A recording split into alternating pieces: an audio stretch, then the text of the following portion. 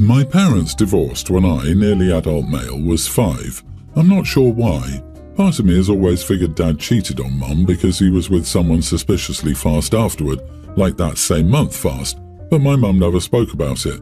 She just told me both she and Dad loved me and that would never change and I would never have to choose between my parents. My dad was in 2 live-in relationships post-divorce. When I was 7, he was with Jen and had Luna tween with her, and then when I was 10, he was with Bree and had Harry pre-tween with her. Jen and Bree stopped being moms to their kids, so my dad became a single full-time parent to my half-siblings. From that point onward, my dad has tried to convince Mom she could step up and at least fill some kind of female role model relationship with them. He also corrects me on the half-siblings term and says we're just siblings, and if I were to call them just my siblings, it might soften Mum's heart to be a female or maternal figure for them. He would ask Mom on my behalf to let me have my half-siblings over to her house during her custody time. My parents share equal time with me. He would claim I missed my half-siblings when I was gone, and I wanted to spend every holiday with them, etc. None of this is true. I never said those things or implied them. Luna is having a really hard time with no female family members. She has a dad, 2 half-brothers and an uncle. So Dad has been more forceful about Mom's part in all of this lately, and now he's trying to rope me in more. He sat me down recently and told me my half-siblings deserve to have Mom, and I could help them with that. I could share my mom and let them feel the love they deserve to feel. He said I've always treated them like lesser siblings, first by always using half and then by not trying to include them in my life at my mom's house. He told me this is where my big brother role needs to take off. In response, I told him it's not my job and has never been my job to provide my half-siblings with a mom. I told him it was on him and their moms to do that, and I told him it was sick how he kept trying to rope my mom in. I told him to accept that he only had 1 kid with Mom and she was only obligated to care for me. His answer to that was that I was disappointing him with both my response and lack of concern for the overall well-being of my half-siblings, and he told me to do better, be better, and care more about my innocent little siblings.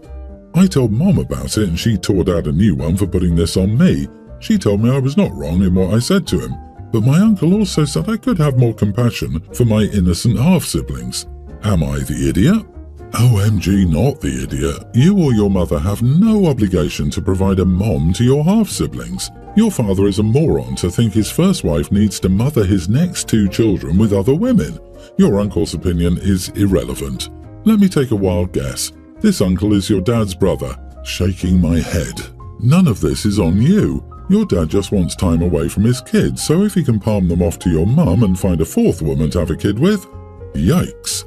Let's be honest here, it's not about him wanting his children to bond or a mommy for his children because he can find one elsewhere. He wants his children, no B, to be out the house half the time. It comes down to the fact that Dad doesn't view women as individuals. He sees them as interchangeable and based on services they can provide and the tasks they do, like an employee, not a person and not a partner. This is probably why his relationships eventually fail. Does your dad collect kids? How on earth is it your responsibility to share your mom? Like that's even a thing. What, does he think she's a pizza? Your siblings would be fine without a mom if your father stopped pointing out that they're missing out. Dad is just looking for a free babysitter, but Dad picked the mothers of these kids and he chose poorly. That's on him, not your mom. It sounds like the best thing for you would just be to go stay with Mom. Let Dad figure his life out without putting any of it on you. My daughter's husband has lived in their apartment for several years. The owners recently sold it and the new ones are moving in, so my daughter and her husband must move. The problem is rents have gone up dramatically. The rent they're paying is $1,100 for a 1-bedroom, which I thought was a lot, but now that I'm trying to help them find a place, most are now going for around $2,000 a month or more. They can't afford this. My daughter knows she's always welcome at home, granted a baby complicates things. I wasn't happy about her having a baby. She's young, just turned 22, but I would never deny her housing. However, I can't stand her husband. Let's just call him Aaron for simplicity's sake. I wouldn't invite Aaron over for dinner, let alone let him live with me. Aaron's in his mid-30s. Criminal history, hair-trigger temper, chronic immaturity and jealousy and possessive streaks have caused a strain in their relationship, which I obviously do not approve of. Honestly, when she told me she was pregnant, I finally thought we'd be rid of Aaron. I genuinely thought he was exactly the kind of man to ditch. They've been on and off over and over since she was about 18 or 19. Alas, if anything, it made him cling to her tighter. They had a very rushed wedding, and this is their longest stint together without any breakups, just over a year. There's still been a fair share of dramatics, of course, but I'm surprised they've made it this far. Even so, I simply don't want to live with Aaron. I don't like him. I don't want him around me. I go above and beyond for my daughter and the baby. They can stay as long as they need, but not him. Obviously, this has created a rift between my daughter and me. She doesn't want to live separately from Aaron. I told her that she needed to figure out alternative arrangements. Well, their move-out date is rapidly approaching, next week, and they still haven't been able to find a place, and she's panicking. She's been begging me to let them stay. I reiterated my terms. Aaron simply cannot stay here. This led to a lot of tears and some angry words, namely me being an idiot. I can genuinely see why she might think that, but I also have to think about myself and my own sanity. Not the idiot. If she's adult enough to get pregnant and get married, she's also adult enough to figure things out. Either she accepts your terms, it's your house, or they can stay with friends or his family. Can't have it both ways. Aaron's a one-man communist parade. He comes with so many red flags. A man in his 30s chasing a teenager. Criminal record. Anger management issues. Jealous, possessive, controlling. The best thing you could do for your daughter would be to get her to leave Aaron, but unfortunately she's not ready. Keeping this boundary and keeping your home open to her and her child only may, in fact, work in the long run when she's ready to leave because she will know she has a safe place open to her. But until then, you're likely going to be kept away from your daughter and grandbaby. Your daughter and Mr. Wonderful have had ample time to find housing. It's down to the wire. You've opened your home to your daughter and the baby. It's not your responsibility to bail out two broke adults with the baby. Mr. Wonderful can find a temporary place to stay. Your daughter is young and I'm sure she thinks Mr. Wonderful hung the moon, but their predicament isn't your problem to solve. You offered her a place to stay, the ball is in her court. She chose a loser, and that carries consequences. Stand your ground, OP. I go above and beyond for my daughter. Evidently not. If that were true, your daughter and her husband would already be living with you. Or better, you would have stopped a grown man from grooming your teenage daughter years ago. So it's time to nut up or shut up. If you truly go above and beyond for your daughter as you claim, then it should be obvious what to do. A few years ago, I, 25 male, was accused of fathering a child with my sister's, 23 female, best friend. She had some weird obsession with me, as we came to find out. This accusation caused a lot of drama in the family, including, for a time, my parents refusing to talk to me for not taking responsibility and having this woman in their house to live.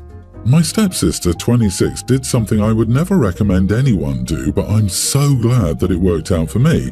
She outed me to my family as gay.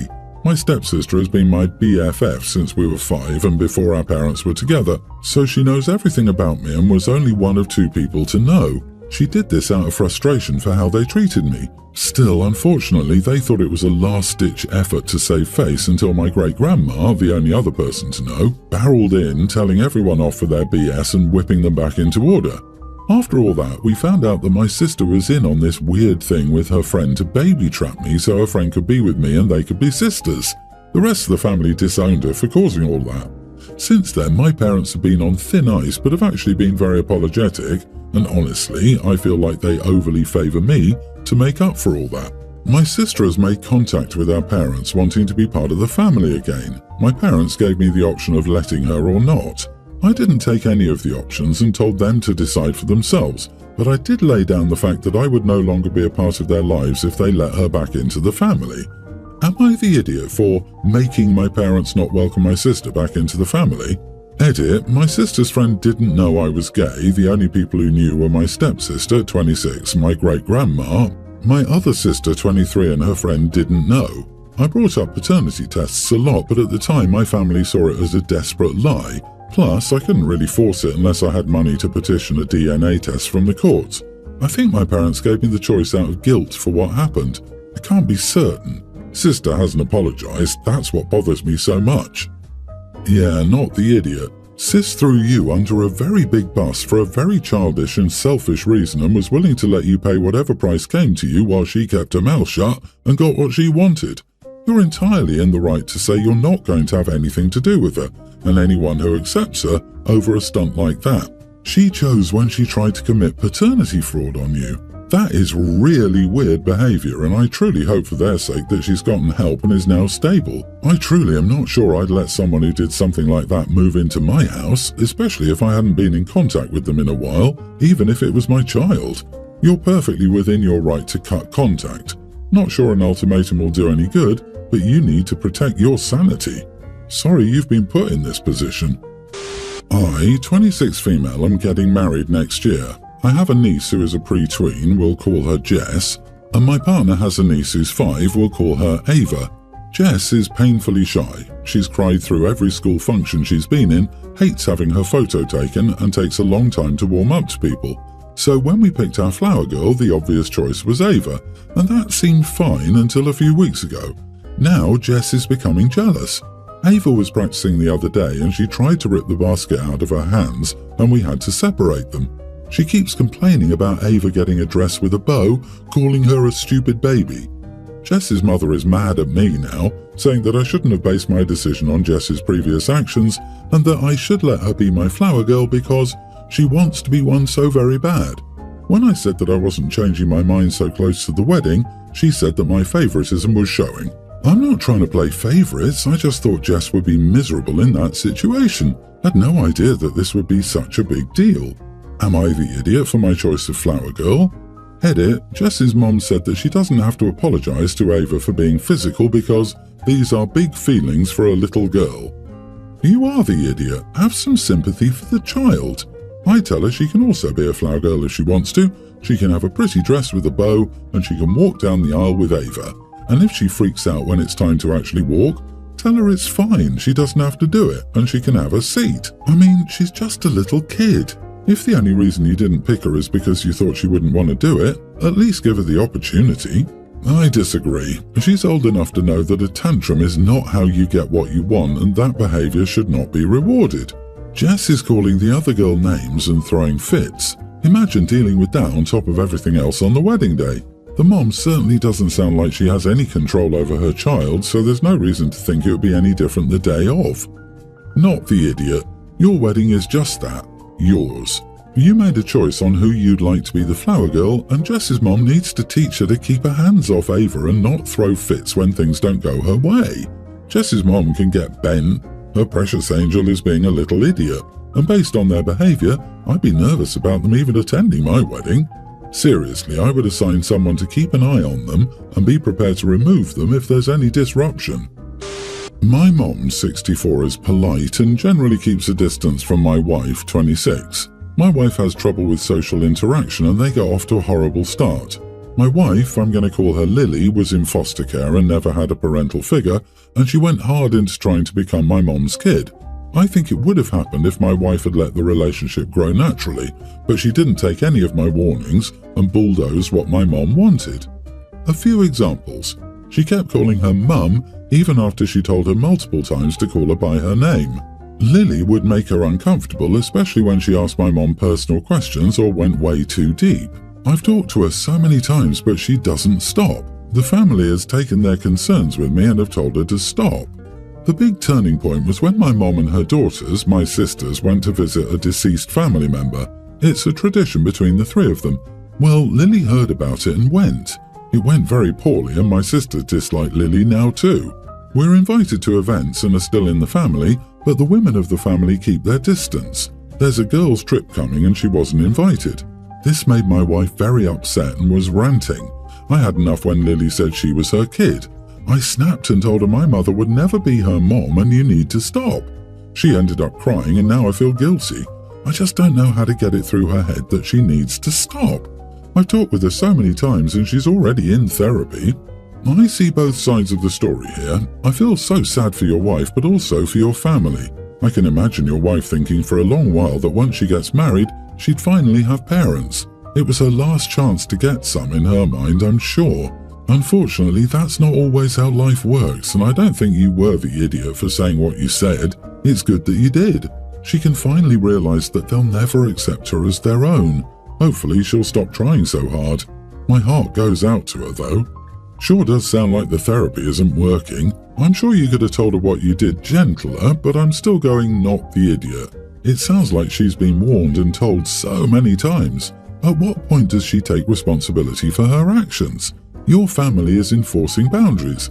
Lily can't and won't behave appropriately towards them, so your family members are minimizing her opportunities to behave inappropriately. Info, why is your mom so against her being close to her in the first place? I'm shocked by how many people judge based only on the information at hand. The timeline is confusing to me. When did she start calling her mum? How did the family welcome her or not welcome her? Everyone is talking about boundaries, but I'm sorry. Asking personal questions of a family you're married to doesn't sound like some awful thing. Mom seems to be insensitive. I mean, she has the right to set up boundaries, but it almost seems like she isn't willing to accept OP's wife as part of the family. I feel very sorry for Lily.